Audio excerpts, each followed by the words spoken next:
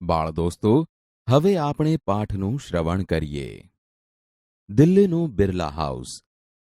સ્વાતંત્ર્ય પછીના દિવસોમાં દેશની સંવેદનાઓનું કેન્દ્ર. તે હતી 1947ના ડિસેમ્બરની 17મી તારીખ. અંધકારભરી રાત્રિના 11નો સમય. આસપાસ બધું સુમસામ. શિયાળાની ઠંડક. ગાંધીજીનું એ નિવાસ સ્થાન. પ્રવચનો, અગત્યના કાગળો વગેરે જોઈને તેઓ પરવાર્યા છે. ગાંધીજીના અંતેવાસી મનુબહેન ગાંધીને સૂચના અપાઈ ગઈ છે. દરવાજે સમય કરતા 5 મિનિટ વહેલી ઊભી રહેજે. મુલાકાતીને આવકારી અંદર લાવજે. ગાંધીજી પાસે તો વાઇસરોય સહિતના અનેક મુલાકાતી આવે છે. તેમના માટે પણ આવી તૈયારી ક્યારેય રખાતી નથી. તેમને બરાબર સારી રીતે આવકાર આપજે. એવું ફરીથી જણાવી ગાંધીજીએ મનુબહેનને સતત આશ્ચર્યમાં રાખ્યા છે. બિરલા હાઉસના દરવાજે એક કાર આવીને ઊભી રહે છે. 2 મહાનુભાવો ઉતરીને મનુબહેન સાથે અંદર આવે છે. મધ સાથે ગરમ પાણી પી રહેલ ગાંધીજી ઓરડામાં ગાદલા પર બેઠા છે. અતિથિ માટે ખુરશીની વ્યવસ્થા રખાઈ છે, પણ તેઓ નીચે બેસવાનો આગ્રહ રાખે છે. આવનારને જોઈને હાથમાંનો પ્યાલો મનુબહેનને આપીને ગાંધીજી ઊભા થાય છે. બાથરૂમ જવું હશે એમ ધારી મનુબહેન ચાખડી લેવા જાય છે. ગાંધીજી અતિથિને હાથ જોડી સત્કાર કરીને બેસી જાય છે. મનુબહેન માટે અતિથિ અજાણ્યા નથી. ગાંધીજીએ તેમના માટે રાખેલી દરકાર એ નવી બાબત છે. બંધ ગળાનો લાંબો કોટ, સુરવાળ અને ફરની કાળી ટોપી પહેરીને આવેલા મુલાકાતી ભાવનગરના મહારાજા કૃષ્ણકુમારસિંહજી છે. સાથેના સફેદ ફેંટાવાળા દિવાન અનંતરાય પટણી છે, જેમને બીજા ખંડમાં બેસાડવામાં આવ્યા છે. મહારાજા ગાંધીજીને એકલા મળે છે. મંત્રણાનો વિષય છે દેશી રજવાડાઓ અંગેનો. દેશી રજવાડાઓ સ્વાતંત્ર્ય પછીની પરિસ્થિતિ અંગે ભારત સરકાર સાથે વાટાઘાટો ચલાવી રહ્યા છે. કાશ્મીર, હૈદરાબાદ વગેરે રાજ્યોના સળગતા પ્રશ્નો છે. સરદાર વલ્લભભાઈ પટેલ રિયાસતી ખાતાના પ્રધાન તરીકે તેનો ઉકેલ લાવવા મથામણ કરી રહ્યા છે. અંગ્રેજ સરકારની જ્યાં હુકુમત હતી તે સર્વ પ્રદેશો ભારત અને પાકિસ્તાનને મળ્યા. સ્વાતંત્ર્ય મળ્યું, પણ અખંડ હિંદ ન રહ્યું. દેશના ભાગલા પડ્યા. તેની પછવાડે અંગ્રેજોની કુટિલ રાજનીતિ હતી. તેનો હવે બીજો તબક્કો શરૂ થઈ ગયો હતો. દેશના ફરી ભાગલા પડે તે માટે જુદા જુદા પરિબળો કામ કરી રહ્યા હતા. તે બાબત હતી દેશી રાજ્યો અંગેની. દેશી રાજ્યો પર અંગ્રેજ સરકારની સીધી હુકુમત નહોતી. તેમના વચ્ચે કરારો હતા. આ કરારો અંગ્રેજ સલ્તનતની સર્વોપરી સત્તા સાથે થયેલા હતા. સ્વાતંત્ર્ય મળતા ભારતીય ઉપખંડમાંથી સર્વોપરી સત્તા ચાલી ગઈ. સાદી ભાષામાં કહીએ તો દેશી રાજ્યો સ્વતંત્ર થયા. તેમનું ભવિષ્ય તેમણે નક્કી કરવાનું હતું. તેઓ નિર્ણય કરે તેના પર દેશની એકતાનો આધાર હતો.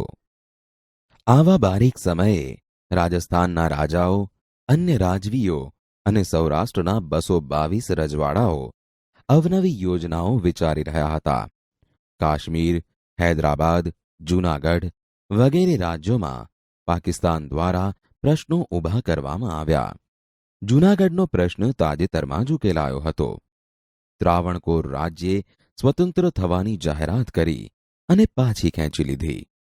કોઈક રાજપૂત રાજા પણ પાકિસ્તાન સાથે ભળવાની છુપી વાટાઘાટો ચલાવી રહ્યા હતા. જામનગરના જામ સાહેબ જેવાએ જામજૂથ યોજના વિચારી જોઈ હતી. સરદાર પટેલને દેશી રાજ્યોના પ્રશ્નોનો ઉકેલ નજીક દેખાતો નહોતો. સત્તા છોડવાનું કોઈને પણ ગમે નહીં. રાજાઓને કેમ ગમે? સત્તા સાથે પ્રતિષ્ઠા, નામના, સંપત્તિ, સાહેબી, દેશ વિદેશના પ્રવાસો વગેરે ઘણું સંકળાયેલું હોય છે. બધું એક ઝાટકે ચાલ્યું જાય તે શી રીતે સહન થાય? સદીઓથી ભોગવેલી જાહો જલાલી છોડવા રાજવીઓનું મન માનતું નહોતું.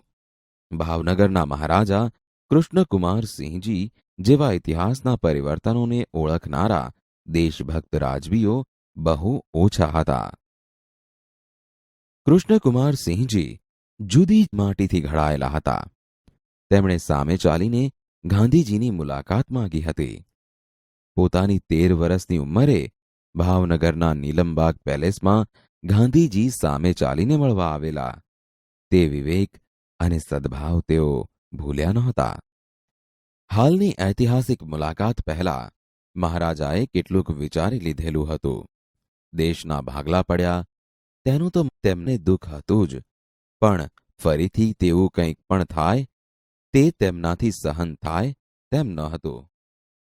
દેશની એકતા ખાતર 7 સૈકા જૂની પોતાની રાજ્ય સત્તા જનક વિદેહીની જેમ નિર્લેપ બનીને નિષ્કપટ ભાવથી છોડી દેવાનો નિર્ણય કરીને તેઓ આવ્યા હતા. તેમના પગલામાં દ્રઢતા હતી. મારી પ્રજા સુખી રહો એવો મુદ્રાલેખ ધરાવનાર મહારાજા લોકો માટે કંઈક જતું કરીને સંતોષ અનુભવનાર અનોખા માનવી હતા. ગાંધીજીને રૂબરૂમાં તેમણે પોતાનો નિર્ણય કહી સંભળાવ્યો. મહાત્માજી કહે, રાણી સાહેબને અને તમારા ભાઈઓને પૂછ્યું છે? જવાબ મળ્યો, મારી ઈચ્છામાં રાણી સાહેબની ઈચ્છાનો સમાવેશ થઈ જાય છે. તેમની પ્રેરણાથી બધું કરું છું. 10-15 મિનિટ ચાલેલી ચર્ચામાં મહારાજાએ પોતાની રાજ્ય સત્તા ગાંધીજીના ચરણે ધરી દીધી. તે નિમિત્તે જે કોઈ પગલાં લેવાના થાય તે તેઓ ગાંધીજીના માર્ગદર્શન પ્રમાણે લેશે. રોકડ, મિલકતો વગેરે તેઓ જવાબદાર રાજતંત્રને સોંપી દેશે. ગાંધીજીની સંમતિ હશે એટલી જ ખાનગી મિલકતો રાખશે. સાલિયાણું જે ગાંધીજી નક્કી કરી આપશે તે જ લેશે. મહારાજાની લાગણીભીની રજૂઆતથી ગાંધીજી ચકિત થઈ ગયા. હિંદના બધા દેશી રજવાડામાં રાજાએ પ્રજાના સેવક બની ટ્રસ્ટી તરીકે રહેવું જોઈએ એવી માન્યતા તેમણે વ્યક્ત કરેલી હતી. તે સિદ્ધાંત જીવંત રીતે અપનાવવાનું સંપૂર્ણ માન તેમણે કૃષ્ણકુમારસિંહજીને આપ્યું. આ મહારાજા તો મહારાજા જ છે એમ ગાંધીજીએ કહ્યું. સાવ નિર્દોષ બાળક જેવો સ્વભાવ છે. ઉત્તમ વૃત્તિ તેઓ ધરાવે છે. અદ્ભુત માણસ છે. પોતે મહારાજાને સ્પષ્ટ રીતે કહી સાવચેત કર્યા કે બીજા રાજાઓ કદાચ તેમની નીતિ વખોડશે. તેમ છતાં મહારાજા તેમના નિર્ણયમાં મક્કમ રહ્યા. ગાંધીજીએ કહ્યું, આવા થોડાક રાજાઓ જો મને મળે તો દેશનો વહીવટ તેઓના હાથમાં મૂકતા જરાય ખચકાઉં નહીં. આ રાજાઓને રાજ્ય ચલાવવાનો જે બહોળો અનુભવ અને જ્ઞાન છે તે અત્યારનાઓને નથી. આ રીતે આ લોકો ખૂબ કામના છે. ગાંધીજીના મનમાં કૃષ્ણકુમારસિંહજીની ભાવના એટલી ઊંડે સુધી વસી ગઈ હતી કે જવાહરલાલજી, સરદાર વગેરે નેતાઓને તેઓ હર્ષભેર આ વાત કહેતા રહ્યા. સરદારે તો મહારાજા સાથે રૂબરૂ વાત કરી તેમના નિર્ણયના અનુસંધાને આગળની કાર્યવાહી શરૂ કરાવી દીધી હતી. મહાત્માજી પોતાની પ્રતીતિ સૌને જણાવતા રહ્યા કે સૌ રાજાઓએ કૃષ્ણકુમારના માર્ગે ચાલ્યા વિના છૂટકો નથી. મહારાજાને વળાવવા ગાંધીજી જાતે બહાર નીકળી તેમની કાર સુધી ગયા હતા.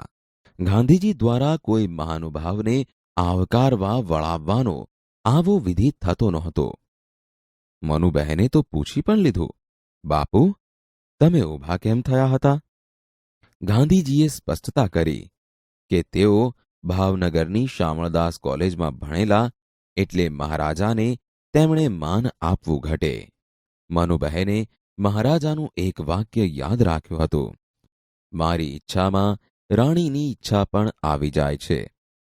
આ તેમને ગળે ઉતરતું નહોતું. આટલું મોટું રાજ્ય, તેનું સુખ વૈભવ અને માન મહિમા છોડવા કોઈ સ્ત્રી તૈયાર થાય નહીં. પછીથી ભાવનગર ખાતે મહારાણી વિજયાબાને મળવાનું થયું ત્યારે આ વાત આગળ ચાલી. આ દેવાંશી સન્નારીમાં પણ મનુબહેનને મહારાજા જેવી જ ઉમદા ત્યાગ ભાવનાના દર્શન થયા. તેમણે કહ્યું, પ્રજાનું હતું અને પ્રજાને આપ્યું ને એમાં કયો ઉપકાર કર્યો. વળી પૂજ્ય બાપુના ચરણે ધરવાનું અમને તો પરમ સદભાગ્ય સાંપડ્યું. મહારાણી વિજયાબાના આ શબ્દોને ઇતિહાસ કોઈક ખૂણે સાચવી રાખશે. 1948ના જાન્યુઆરીની 15મી તારીખે મહારાજા કૃષ્ણકુમારસિંહજીએ ભાવનગરમાં જવાબદાર રાજ્યતંત્રની ઘોષણા કરી. સરદાર વલ્લભભાઈ પટેલે તે સમારંભમાં ઉપસ્થિત રહી મહારાજાની ત્યાગ ભાવનાને બિરદાવી.